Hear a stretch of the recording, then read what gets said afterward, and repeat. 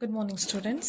So in the last class, we studied about the transcription in prokaryotes. So this is the next part of the topic, molecular biology. So we now know that what is meant by transcription and how does it happen in prokaryotes. So now we'll go with the eukaryotes. Eukaryotes means highly defined organisms. So the structural genes are monocystonic and splits ಅಂತ ಹೇಳ್ತೀವಿ. In case of eukaryotes, the structural genes are monocystonic and split. Structural genes ಅಂದ್ರೆ ಏನು ಅಂತ ಹೇಳಿದೀನಿ, ಪಾಲಿಸಿಸ್ಟ್ರಾನಿಕ್ ಅಂದ್ರೆ ಏನು ಅಂತ prokaryotes ಅಲ್ಲಿ ಹೇಳಿದ್ದೀನಿ. Prokaryotes it is polycistronic. Okay, ಇಲ್ಲಿ eukaryotes it is monocistronic. Okay, structural genes ಅಂದ್ರೆ ಏನು? ಈಗ the genes which have the codes to be copied on it is called a structural genes. So ಈಗ ನಮ್ಮಲ್ಲಿ DNA ಒಳಗೆ genes ಇರುತ್ತೆ. Humans ಅಲ್ಲಿ, animals, any of the organisms like animals and humans, eukaryotic organism, we have genes. We have millions of genes on us, on our DNA. So ಈ jeans ಈಗ ಎಲ್ಲಿರುತ್ತೆ? DNA ಮೇಲೆ ಇರುತ್ತೆ. ಆದ್ರೆ ಜೀನ್ಸ್ ಅಂದ್ರೆ ಏನು? Coded information. ಸೊ ಜೀನ್ ಅಲ್ಲಿರೋ ಅಂತ ಕೋಡೆಡ್ ಇನ್ಫಾರ್ಮೇಶನ್ DNA ಕೆಲಸ ಏನು ಅಂದ್ರೆ ಅದು ಬರೀ ಸ್ಟೋರ್ ಮಾಡೋ ಕೆಲಸ. ಈಗ ಅದನ್ನ ತಗೊಂಡು ಹೊರಗೆ ಬರಬೇಕು. Because it has to be expressed. Why the baby is forming, it has to be expressed, right? ಅದು ಬರ್ತ್ ಟೈಮಲ್ಲಿ ಆಯಿತು. ಆಮೇಲೆ ಕೂಡ while we are living, we need any type of enzymes, any type of molecules which has to be produced. Okay, ಅದಕ್ಕೆಲ್ಲ genes ಎಲ್ಲಿಂದ ಬರುತ್ತೆ? Codes ಎಲ್ಲಿಂದ ಬರುತ್ತೆ? They comes from the DNA. So ಅದಕ್ಕೆ ನಾವೇನು ಕರಿತೀವಿ? ಸ್ಟ್ರಕ್ಚರಲ್ ಜೀನ್ಸ್ ಅಂತ ಕರಿತೀವಿ. Genes which have the message in the form of codes is called as structural genes. So monocistronic and split ಅಂತ ಕರಿತೀವಿ. ಇದರಲ್ಲಿ ಮೊನೋಸಿಸ್ಟ್ರಾನಿಕ್ ಅಂದ್ರೆ ಯೂಕ್ಯಾರಿಯೋಟ್ಸ್ ಅಲ್ಲಿ DNA ಮೇಲೆ 2.2 ಮೀಟರ್ಸ್ ಇರುತ್ತಲ್ಲ, ಆ DNA ಮೇಲೆ ಥೌಸಂಡ್ಸ್ ಆಫ್ ಜೀನ್ಸ್ ಆದ್ರೆ ಅಲ್ಲಿ ಇರುವಂತ ಜೀನ್ಸ್ ಅಟ್ ಎ ಟೈಮ್ ಎಲ್ಲ ಹೊರಗೆ ಬರೋದಿಲ್ಲ. ಆದ್ರೆ ಪ್ರೋಕ್ಯಾರಿಯೋಟ್ಸ್ ಅಲ್ಲಿ ಒಂದೇ ಸರಿ 7-8 ಜೀನ್ಸ್ ಹೊರಗೆ ಬರ್ಬೋದು ಕಾಪಿ ಮಾಡ್ಕೊಂಡು mRNA. ಆದ್ರೆ ಯೂಕ್ಯಾರಿಯೋಟ್ಸ್ ಅಲ್ಲಿ ಒಂದ್ಸರಿ ಒಂದೇ ಜೀನ್ ನ ಕಾಪಿ ಮಾಡ್ಕೊಂಡು mRNA ಹೊರಗೆ ಬರುತ್ತೆ. So it is called as monocistronic. Mono means singular, cistrons means gene. At a time, single gene can be copied. Okay. And split ಯಾಕೆ ಅಂತ ಮುಂದೆ ಹೇಳ್ತೀನಿ. So now they have 3 RNA polymerases. Prokaryotes ಅಲ್ಲಿ single RNA polymerase mRNA, rRNA, tRNA ಮೂರನ್ನು formation ಮಾಡುತ್ತೆ. But ಯೂಕ್ಯಾರಿಯೋಟ್ಸ್ ಅಲ್ಲಿ this is highly sophisticated. So ಇಲ್ಲಿ ಏನಾಗುತ್ತೆ? There are 3 types of RNA polymerase enzymes.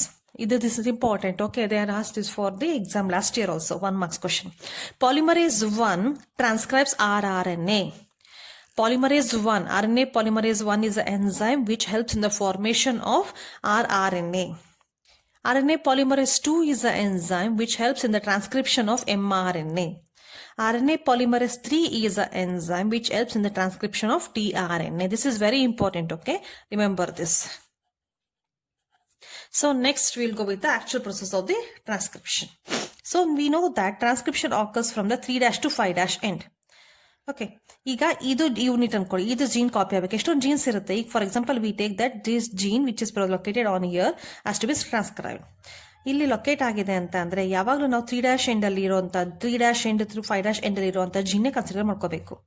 So this is 3' end, this is the 5' end of this gene. Always remember that this is the 3' end of the gene and this is the 5' end of the gene.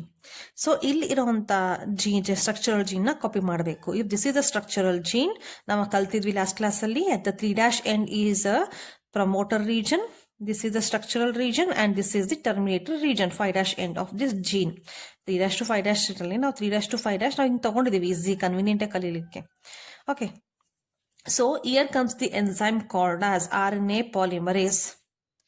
ನಾವೀಗ mRNA ಕಲಿತಾ ಇದೀವಿ, so we take it as RNA polymerase 2 enzyme. Just like that, RNA polymerase as sigma factor and the rho factor. Initiation of the replication starts. Replication ಆದಂಗೆ ಇದು mRNA ಇಲ್ಲ ಇರುವಂತ codes ನ copy ಮಾಡ್ಕೊಂಡು ಹೊರಗೆ ಬರ್ತಾ ಇದೆ.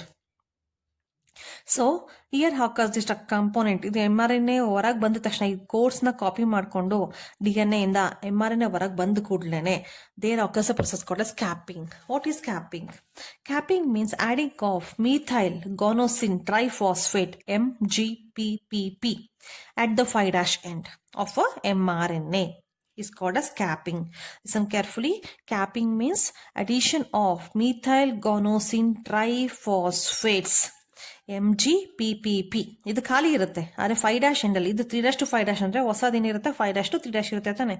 ಸೊ 5' ಎಂಡಲ್ಲಿ ಮಿಥೈಲ್ ಗಾನೋಸಿನ್ ಟ್ರೈಫಾಸ್ಫೇಟ್ಸ್ ಆಡ್ ಮಾಡೋದಕ್ಕೆ ಏನು ಕರಿತೀವಿ, ಕ್ಯಾಪಿಂಗ್ ಅಂತ ಕರಿತೀವಿ.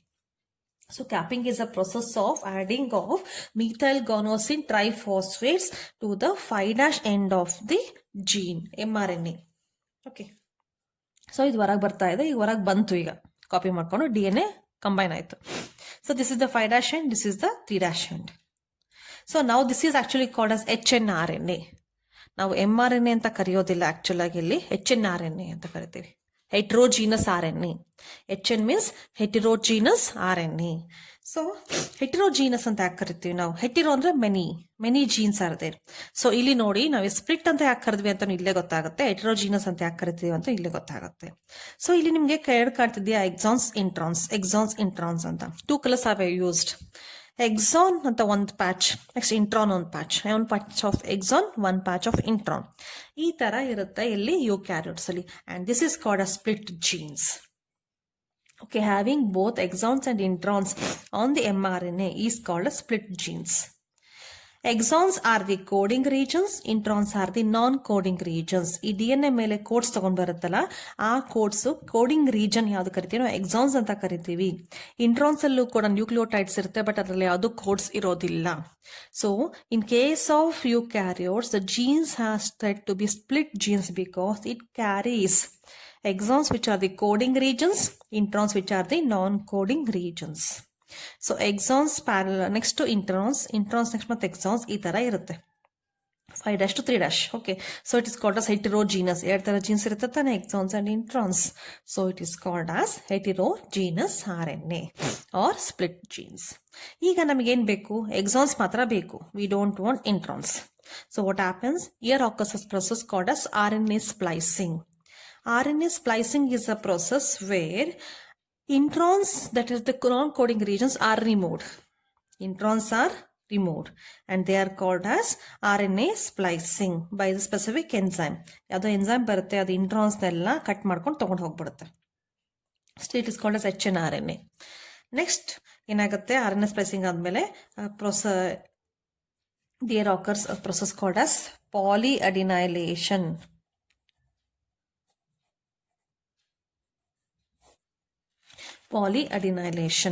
ಓಕೆ, 5' ಎಂಡಲ್ಲಿ ಏನಿದೆ, ಕ್ಯಾಪ್ ಇದೆ, MGPPP. ಇಲ್ಲೇನಾಗಬೇಕು, A ಅಂತ ಆಗುತ್ತೆ. 3' ಎಂಡಲ್ಲಿ polyadenylation is a process where at the 3' end there is continuous addition of adenine residues. Continuous A 100 ತನಕ A ಆಗುತ್ತೆ. It looks like a tail. So it is called as polyadenylation or poly-A tail. Okay, so now a processed RNA, mRNA, is having 5' end, it is having methyl guanosine triphosphates, and the 3' end it is having poly-A tail, and this is called as mRNA, and the process is called as transcription, which occurs in the eukaryotes. And illénirutte, structural genes ಇರುತ್ತೆ. Genes ನಮ್ಗೆ ಯಾವ genes ನ copy ಮಾಡಿರುತ್ತಲ್ಲ ಅದು ಇಲ್ಲಿ ಇರುತ್ತೆ. So this is the structure of the process of the transcription in eukaryotes. Okay, ಇಲ್ಲಿ ನೀವು ಇದರಲ್ಲಿ 2 marks 1 marks 5 marks 3 ಬರುತ್ತೆ. ಇದನ್ನು ಕೇಳ್ತಾರೆ, ಯಾವುದು RNA ಪಾಲಿಮರೇಸ್ ಯಾವುದನ್ನ ಟ್ರಾನ್ಸ್ಕ್ರೈಬ್ ಮಾಡುತ್ತೆ ಅಂತ. Next they ask what is capping, 1 marks question. Next they ask what are exons and introns. Split jeans ಅಂತ ಕೇಳ್ತಾರೆ, ಎಕ್ಸಾನ್ಸ್ ಅಂದ್ರೆ ಏನು, ಇಂಟ್ರಾನ್ಸ್ ಅಂದ್ರೆ ಏನು ಅಂತ ಬರುತ್ತೆ.